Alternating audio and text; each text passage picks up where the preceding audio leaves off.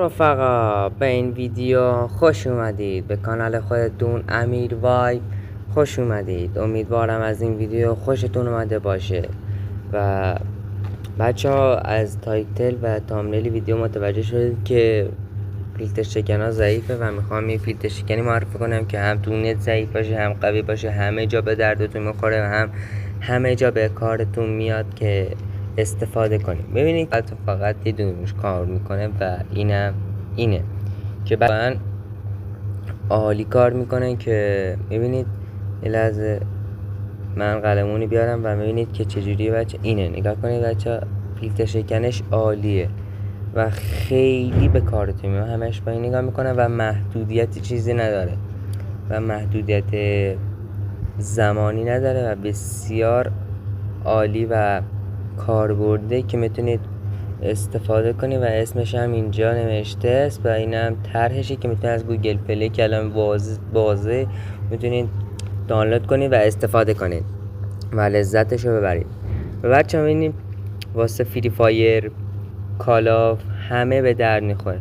فری فایر، کالاف، کلش آف کلنز، پابجی، هر جایی که فیلتره رو راحت باز میکنه و خیلی هم عالی و یوتیوب هم باز میکنه و میتونید بازی کنید و عالیه. حالا کانتر هم اگه تو پی سی چیز داشته باشید باز میشه واسهتون و عالیه.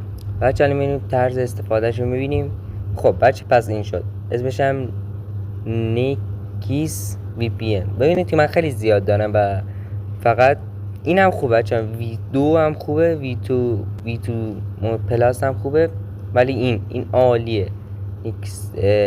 نمیدونم انگلیسی میخونی بچه و عالیه. بچه میتونید نگاه کنید چند بخش دارین، تنظیمات که اینجا هم اینجاشه و بیشتره و اشتراک گذاری و اینجا هم که بزنید سرور هاست. بچه اینجا که بزنید سرور هاست و میتونید انتخاب کنید، ولی خودش بهترین سرور انتخاب میکنید و وقتی که روی این بزنید نگاه کنید وصل میشه و میتونید راحت نگاه کنید زیر 10 ثانیه وصل میشه. نگاه کنید بچه، تبلیغ آورد ردش میکنید، تبلیغ آورد میزنید میره و دیگه لازم نیست و تا ساعت هم فعال میمونه. و وقتی خواست قطعش کنید میرید تو برنامه، میبینید میرید تو برنامه تا 100% کامل شه و میزنید باز روش قطع اتصالی میزنید و زیر 10 ثانیه قطع میشه که هر دلیلی که خودتون دوست نداشتید یا هر چیزی.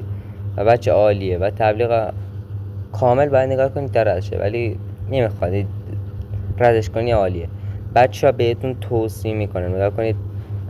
این وی پی ان خیلی خیلی به کارتون میاد، عالیه و بچه ها خیلی عالیه. من همیشه از این استفاده فکر نمی‌کردم فعال شه، ولی فعال شد به این همین فیلتر شکنی که نصب کردم.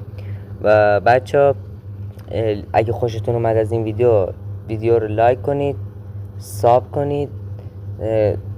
کاری نداره که اون دکمه قرمز رنگ رو بزنید و زنگوله هم بزنید تا از ویدیوهای بیشتر با خبر شید. امیدوارم از این ویدیو خوشتون اومده باشه و لذتشو بردین بچه. و خواستید فری فایر بزنید گفتید چرا نذاشتین بچه، اینترنت ها ضعیفه. منم بخوام اینو بزنم دیگه باز نمیشه، ولی باز میشد، ولی گفتم بذار قشنگ بشه و بازی های بیشتری واسهتون بازی کنم و لذتشو برید و همه چیزو باز میکنم. بهتون توصیه میکنم، باز نکرد بیاید تو کامنت ها بگید، خیلی عالیه. امیدوارم از این ویدیو خوشتون اومده باشه بچه ها. ساب کنید و لایک کنید و زنگوله رو هم بزنید. بای.